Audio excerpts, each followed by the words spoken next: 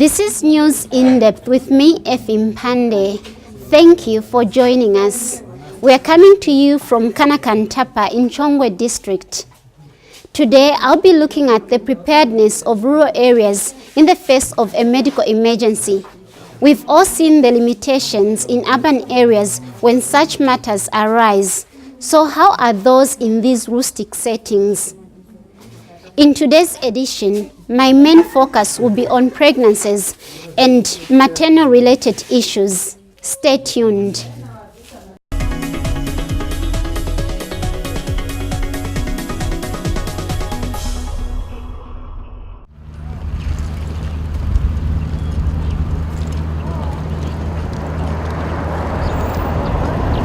Walking is perhaps the most reliable mode of transport in these parts where cars are not only scarce but are a luxury.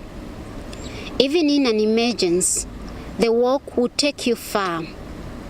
This is Janet Banda of J Village in Chongwe, just on the outskirts of Lusaka. A few days ago, Janet was pregnant and ended up delivering at home because she couldn't make it to the nearest health center. That was on March 29, 2015. You cannot blame Janet for the home delivery because her village is about 14 kilometers from the nearest rural health center. Today, she's on her way to Kanakantapa Rural Health Center where she could have given birth. She's with her 20-day-old baby, taking her to the Rural Health Center for a BCG injection, a vaccine given to babies to protect them against tuberculosis, TB. BCG ni yochingirira kifuba kidachoyenderera hivi. Chamene bakambati ni TB. Kana kangono sikokosa. Ai. That's why tupasa paja pamena badwa na kuyenda ku 6 days. So lero atenga kanyereti kanini kwaini. Then after per 6 weeks pamena zatenga aja yena.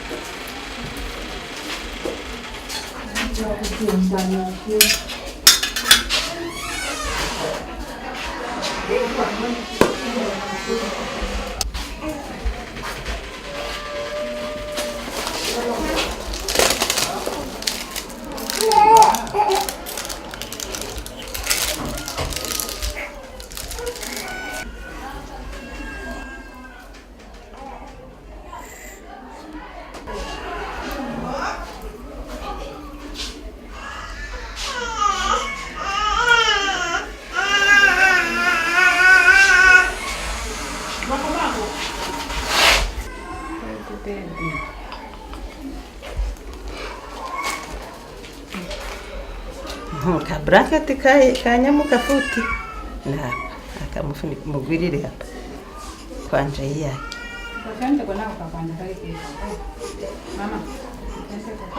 okay baby okay. This is her 6th child. Ni mwana wa namba kwanza. Number 6. Number 6.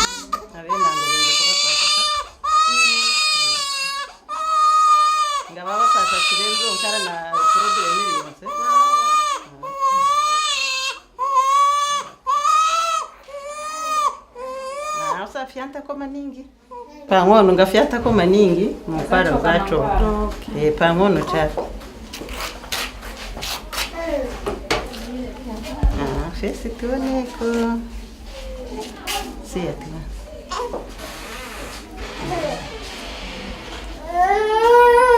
Ko gari kutoka tugazi ufiante ko pangono futi. So kwa sira muzi ankara na tuma temperature ankara na kurira but si vikaririra ni 1 day cha mungaona ti temperature ya pitirira mwa bwera futi tampasa ko tuma kwara bata dawa hizo ni mawazi ko 1 day kwa sira. I had a chat with Janet at her home after she left the local health center. Mavuto mene analengesa kuti nibalile pa nyumba pano ka transport tinasakila bwinobwino. Me mavuto anabwela mdala wanga anali kumalilo kuchoma.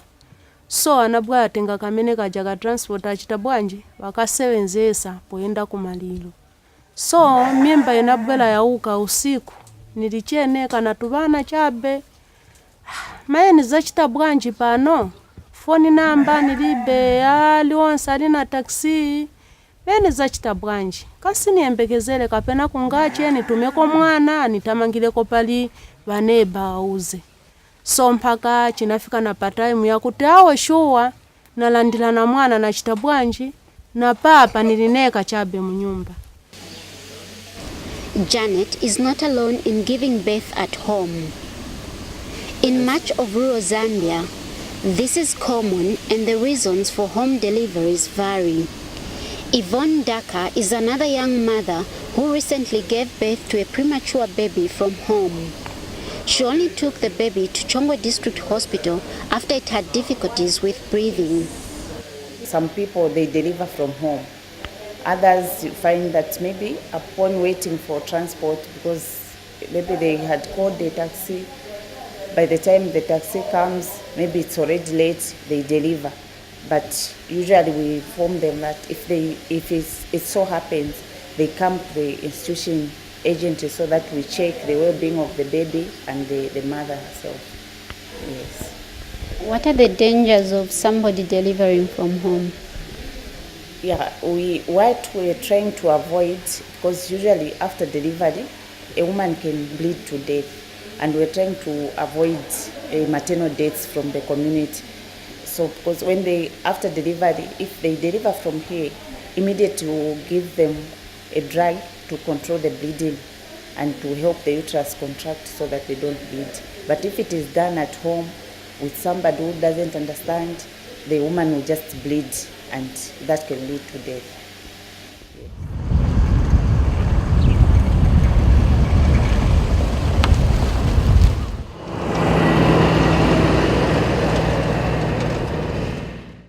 Chongwe District Hospital is, however, making a huge difference. Before the hospital was built, all referral cases were being taken to Levi Mwanawasa General Hospital and the University Teaching Hospital, UTH. The local hospital, which opened its doors to the public in July 2011, receives patients from 30 clinics.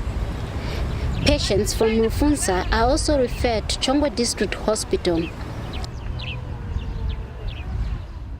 But now we are able to handle all the emergencies, ranging from pregnant women that come with high blood pressures, patients that come with maybe a ruptured uterus, or indeed conditions where the woman cannot deliver normally, so we need to intervene. So we have to intervene through different emergencies that we're able to do, such as cesarean sections, sometimes even to assist the woman to deliver by using some instruments so that she can have, at the end of the day, a healthy baby and, of course, a healthy mother at the end of it all.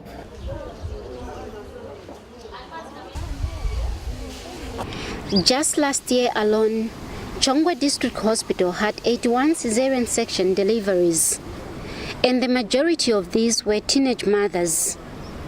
The youngest is 14 years old.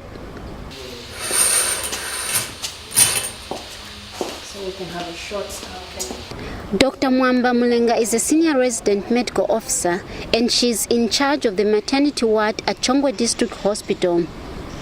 She now explains the common maternal emergencies the hospital attends to. Other things that we tend to have here are also what we call ruptured uterus.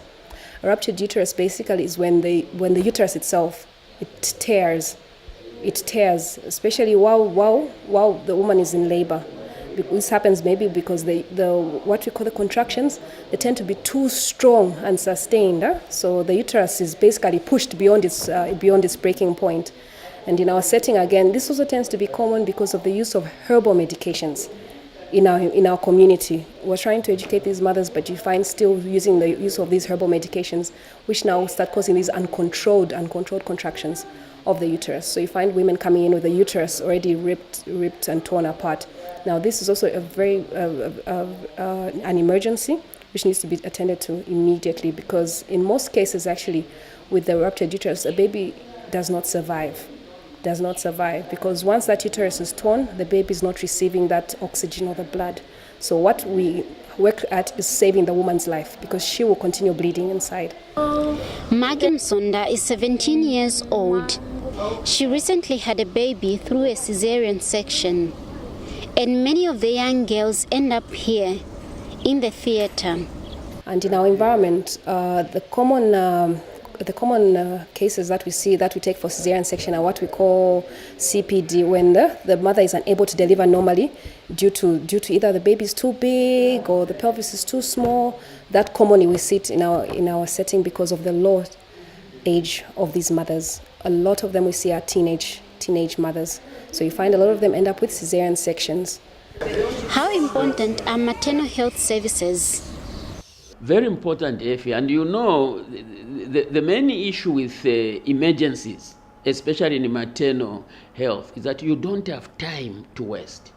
You don't have time to waste, because any minute lost, you are now counting the life of the mother or the life of the baby to be born, or the baby who has just been born is at risk. And that's why we are saying health workers, we need to continuously update them through mentorship, where those who are more experienced can now go to the facilities where these other colleagues are working and work with them on the job, so that you mentor them and make sure they are doing it well.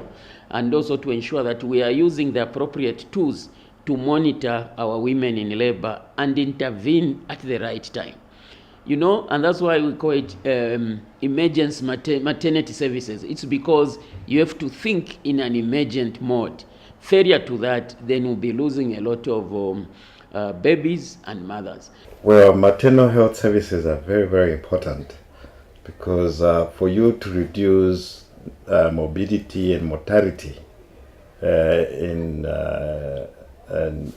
terms with women who are pregnant, you need to have emergency health services in place. The laboratory is key to maternal emergency health services. A cross-match is a process where we want to group the patient and do the process whether the patient requires blood or not. So once we do that cross-match and we are certain that the patient requires blood, we'll go ahead to signal to the doctor that this patient is either blood group A or B or AB or O. Then appropriate blood is issued to the particular patient.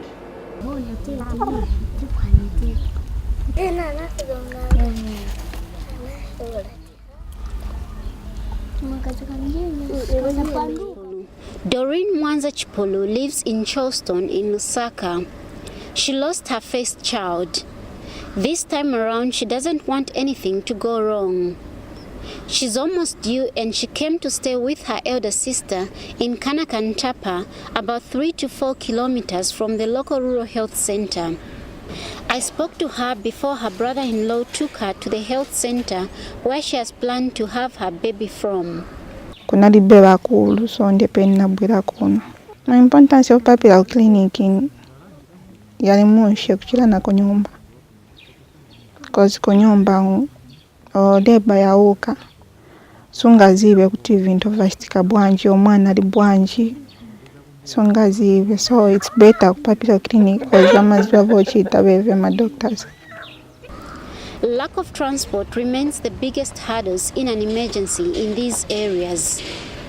But these people are creative. They can think of anything. An ox cart and a bicycle are the only mode of transport to rural health centers in Chongwe. People here mainly use bicycles for emergencies. The impact you have seen was of here is very far. It's a distance anyway, about 14 kilometers. So there's a lot of problems, especially, most women here, they walk from here to Kanakantapa clinic. So it's a challenge, of course, for women. You see, pregnant women. It's not easy. At the moment, the practice is that ambulances can only pick those who are critically ill from clinics to hospitals.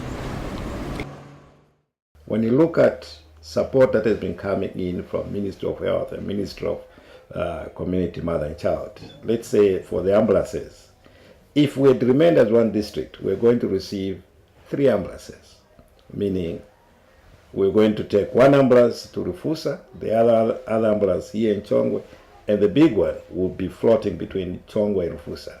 With the separation, we have actually 3 ambulances given under Ministry of Health in Chongwe and 2 ambulances given under Rufusa. So in total, you're talking about almost 5 to 6 ambulances which are given. But help is on the way. Government, through its cooperating partners, has secured motorbike ambulances to be distributed to rural communities. This is a motorbike ambulance which has just been received, and this will be sent to Chongwe and Masaiti. So one of the things that the patient is supposed, when a patient is in labor, is supposed to use this as a couch, so you can actually extend it, and the woman can lie down here or can sit up when she's in labor, and there's this to protect her from the sun or the rain, and she's transported on a motorbike. At least she can be able to. So this is basically to protect her as well. And the seat belts can be put, as safety is also very important when you're being transported. As a country, the government has actually engaged partners to be able to provide transport for the community to be able to reach the health facilities, so that when there's an emergency that happens in the community or when a woman goes into labor, we have provided motorbike ambulances and bicycle ambulances. These are going to transport the women from the community, from their homes, to the health facility where they can be able to access skilled birth delivery by a skilled health worker. This way we feel that we are actually going to be able to reach more women to reach our health facilities, especially those who don't come early enough and who are not able to access transport. So working with the community, the Safe Motherhood Action Groups, once they identify these women, they can communicate with the health facility, and the health center sends this motorbike ambulance to go and pick up the patient and take her to the health facility. But these motorbike ambulances have arrived too late for some mothers. For Lusaka province, for instance, we say in a year we have 149,000 expected deliveries in Lusaka. And when we look at 2014, we lost a total of 185 women with conditions related to pregnancy. And I think what we are saying is that that number is too much, and we cannot continue letting mothers lose life or giving life. We already know the interventions which need to be put in place, but it's not the health sector alone to ensure that those strategies are working. I think we need to work in partnership with those stakeholders. We are very fortunate actually to have just completed the Zambia Demographic Health Survey, and we had a dissemination where it actually showed us that 398,000 per 100,000 live births, maternal deaths. So that translates to about 398 women die per every 100,000 women who deliver a live child. This national picture is still quite a long way from us reaching our Millennium Development Goals, which are supposed to end this year. Our target was 162 per 100,000. But what we have, where we have come from is actually much further. In 2001, it was as high as 791 per 100,000. So we've actually gone more than 50%. We've actually halved the maternal mortality. But that is still quite a high number, especially in our developing countries. We still have quite a lot to do. The Advanced Life Support Ambulance is always on standby to take those who need specialized care to Levi Mwanawasa General Hospital and the University Teaching Hospital. It only services the Lusaka route.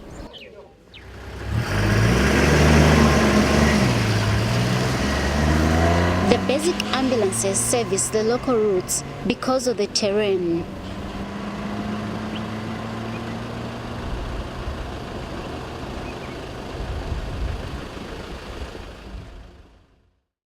we have these 3 ambulances. Now, 2 of these ambulances, which are Land Cruisers, pick sick people from the health facility to the hospital. And you know our terrain is not very good. But with the leak Zambia, the tarring of this road, it has reduced the waiting time. You know, in health, we talk about delays. There's delay at family, the delay because of bad road network, and then the delay at the institution. Now, with this improved road network, the tarring under the leak Zambia, the ambulances are able to reach the facility quickly. Hence, they are able to take that pregnant woman, be it a pregnant woman or one, because we are not just looking at a pregnant, because there are other conditions. Like, for example, somebody who has had an incomplete abortion, or somebody who's still pregnant but with raised BP. So these ambulances are able to get to the facility and bring that woman quickly to our hospital. Chongwa District Hospital is a newly built institution, but it still faces some difficulties. We also have some challenges with equipment in maternity that is required, especially with instrumental deliveries, but also ultrasound machine. Ideally, some of the emergencies, like a woman who has come with bleeding, we need to do a scan to check if the baby is viable, if the baby is alive, and also the location of the placenta before we can intervene. But currently, we don't have an ultrasound machine. It broke down some time back, so that's another challenge. But also, one of the biggest challenges that we are currently facing is the lack of a generator. We don't have a generator. It broke down sometime in November. So when we have a patient in theater, it's really a big challenge if power goes. You know, we do experience power cuts sometimes, and so if power goes, then it's a very big challenge for us. If only we can get help, I think, with a generator, that would be a very big, it would make a very big difference in terms of how we are offering quality service to our women that come with maternal emergencies. Medical experts now explain some of the factors that lead to delays in maternal emergencies. What we've noticed in Chongwa in particular is that where there's been a maternal death, be it because of the pregnancy or the abortion, most of them have been happening before they get to the facility. So now you're talking about the distance. And what we've noticed also is that we are responsible to pick the patient from the facility. So a patient, wherever they are, or the family members, have to bring this patient to the facility. Now imagine the way our terrain is. Imagine even if you have a facility, it might be 10, 20 kilometers from the nearest. And some of our clinics, a few of them, don't run 24 hours. As you are aware, we've also identified that one of the reasons why our women or mothers don't come to the health facilities, it's the delay at family level. Just to make a decision that I need to go to a health facility is not easy. There are a lot of consultations which take place in the family setting. So to address that delay of people making a decision which takes longer and in the process lose the life of a baby or the mother, sensitizations, behavior change, so that we promote early health seeking behaviors. These are the interventions now at community level. But women have their own explanation. Ndawa kuja distance ni itali sunga ende kulineba kutitie onipelekeze. Vayo pana veve kuti mkazi wa mwene sunga choke naye pano pa nyumba kwenda mufikisa kuja. So siwanga vomeleza swa tima imbekeza kuti mpaka mna wanga achite bwanji wabwela anipelekeze. Medical experts think otherwise. I think for us the most important is to identify the danger signs and to deliver in a health facility, because a complication during the delivery period, especially bleeding, you can never guess which woman will have it. But if all women deliver there, when it does happen, there's a skilled birth attendant to attend to her, then she can be referred easily.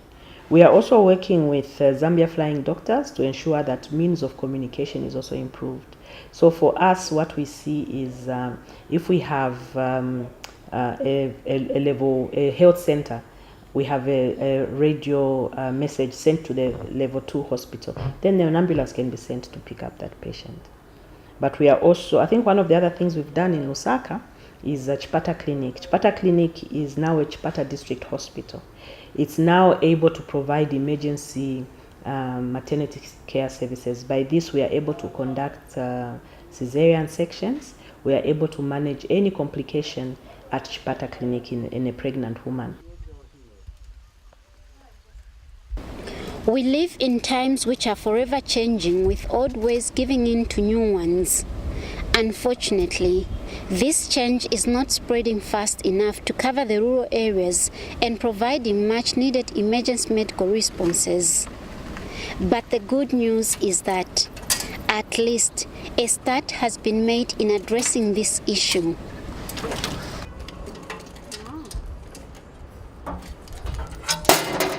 Well, that's all we had for you in today's edition of News in Depth. We're looking at maternal health emergency services. Thank you for watching. From me, Efi Mpande, and my camera operators Henry Chama and Biklon Zimba, it's goodbye.